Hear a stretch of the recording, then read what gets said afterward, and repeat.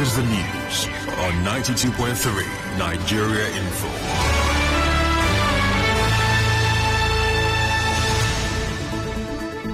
On the news this evening, Niger Delta youth groups threatened to shut down NDDC office in Port Harcourt. Violence trail IPOB seated home directive in Anambra, Imo State. Court remands Chidima Ojukwu over alleged murder of Super TV CEO. PDP National Chairman Uche Seconda says he will not resign. And on the foreign scene, major UN scientific report warns of increasingly extreme weather conditions. I am Carl Orakwue with the news. About 5 youth groups in the Niger Delta have threatened to shut down the NDDC headquarters in Port Harcourt if a substantive NDDC board is not set up within the next 14 days. The groups under the South-South Youth Initiative regretted the continuous delay to set up the board.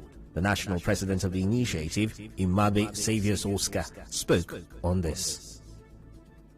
We call on the Minister of Niger Delta Affairs, Senator Goswi Akpabio, to immediately make efforts to constitute a substantive board for the Niger Delta Development Commission, NDDC, within the next 14 days. If at the expiration of these 14 days, the Commission did not get a substantive board, the youth of the region, under the umbrella of the South-South Youth Initiative, our affiliate bodies and other well-meaning youth of the region, we shut down the Commission headquarters in Port Harcourt. This shutdown is already targeted Operation No Mercy for the wicked, and it will last until our demand is met. Meanwhile, the NDDC sole administrator, Effiong Akwa, says those pushing for the inauguration of a substantive board for the commission are sponsored to cause crisis in the region. Some workers of the closed River State Transport Company, RTC, have appealed to the River State government to consider them as it plans to overhaul the company. Some of the workers spoke to our correspondent. He's our father. However, being the outcome, picking the offend father, he appealed. Father the offend picking, he call her. When father big picking for right hand, he go collect her for left hand. So whoever being our sin in concerning this RTC, make him consider us. It's a welcome development, but let him carry us along. 16 months, a lot of people have suffered. He's a governor that carries his people along. There is no way he will throw us out. Recall, the State Commissioner for Transport, Usima Gina, said the state government has approved a contract for the establishment of a new River State Transport Company. Also, Secretary of the Amalgamated Union of Public Corporation, Civil Service Technical and Recreational Services employees at the company, Ruben Tamunemi, appealed to the state government to consider the welfare of the over 200 workers of the company who are still being owed 16 months' salary arrears.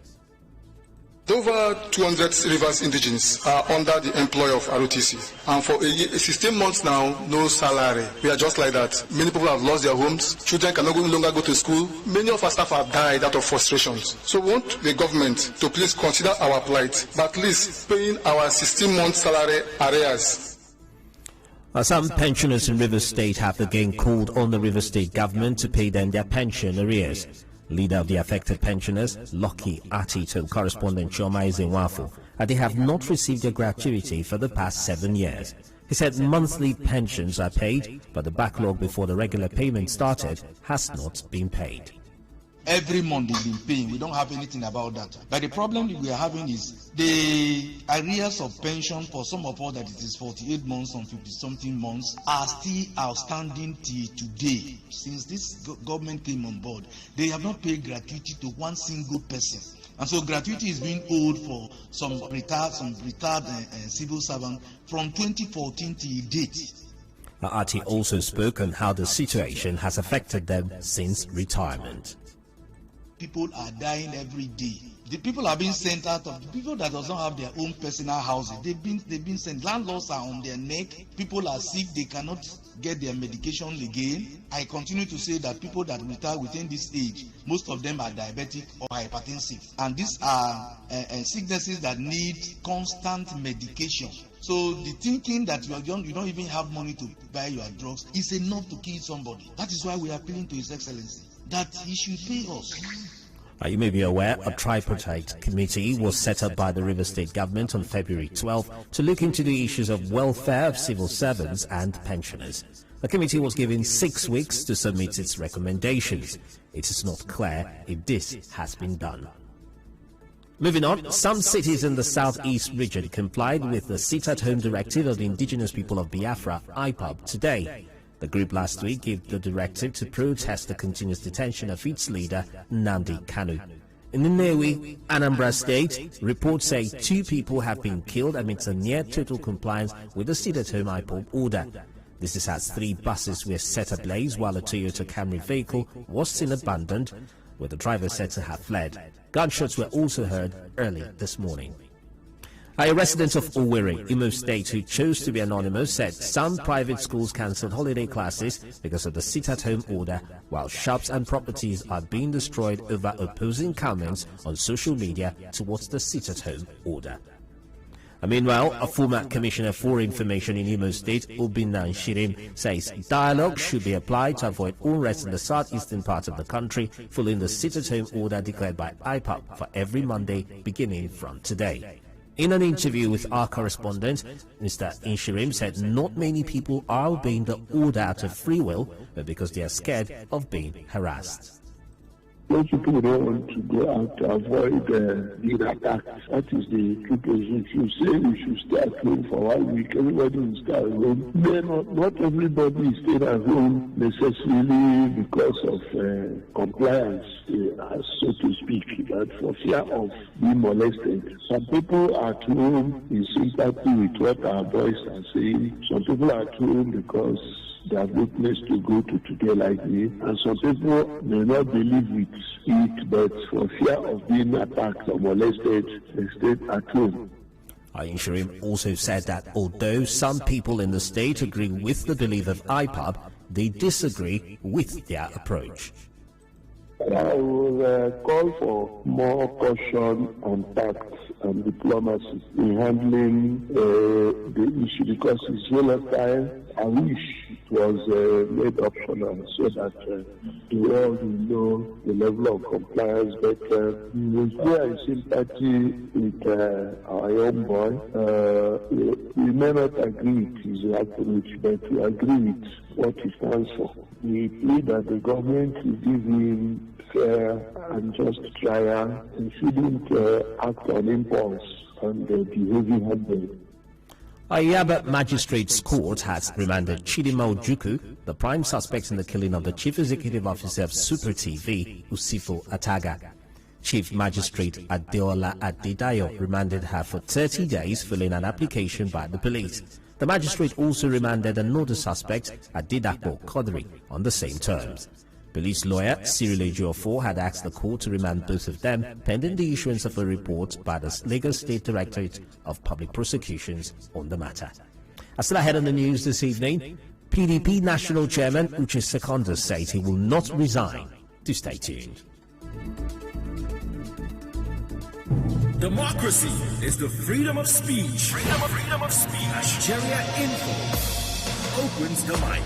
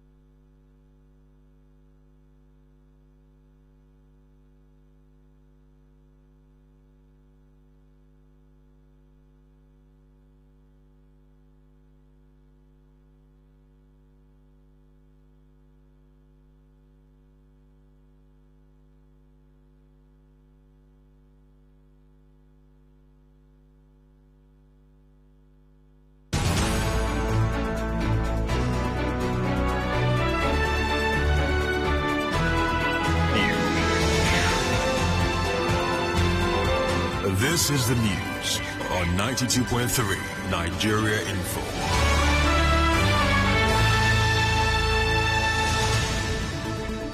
Welcome back. A PDP caucus at the House of Representatives has asked the party's national chairman, Uche Secondus, to orderably resign from his position.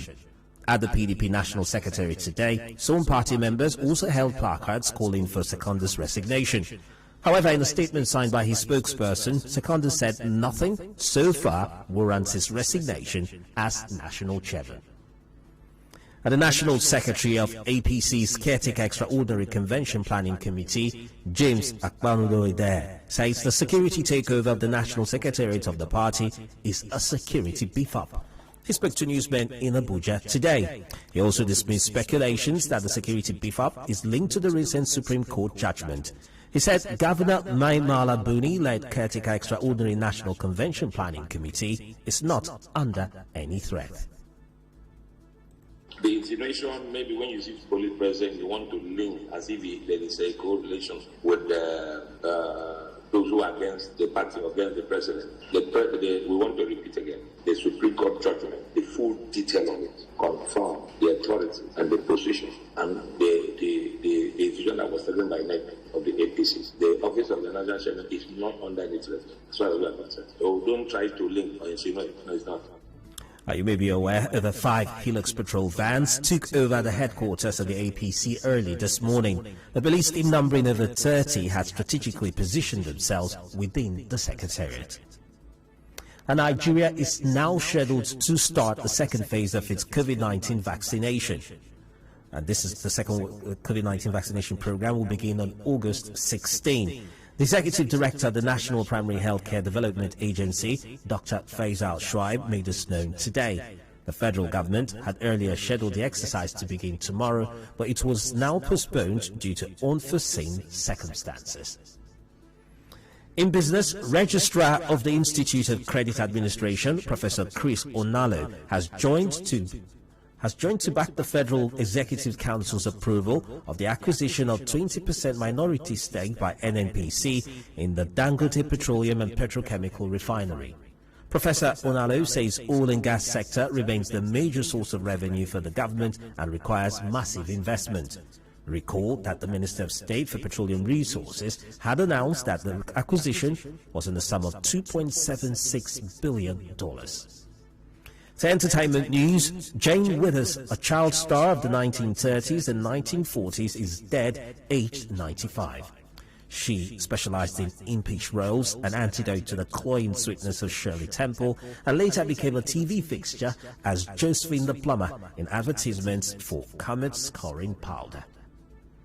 Sports news, Romelu Lukaku is set to overtake Neymar and become the most expensive player of all time as he prepares to return to Chelsea in a £98 million deal.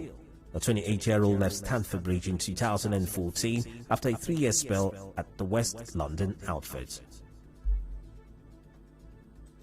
And now, we'll bring you news from around the world.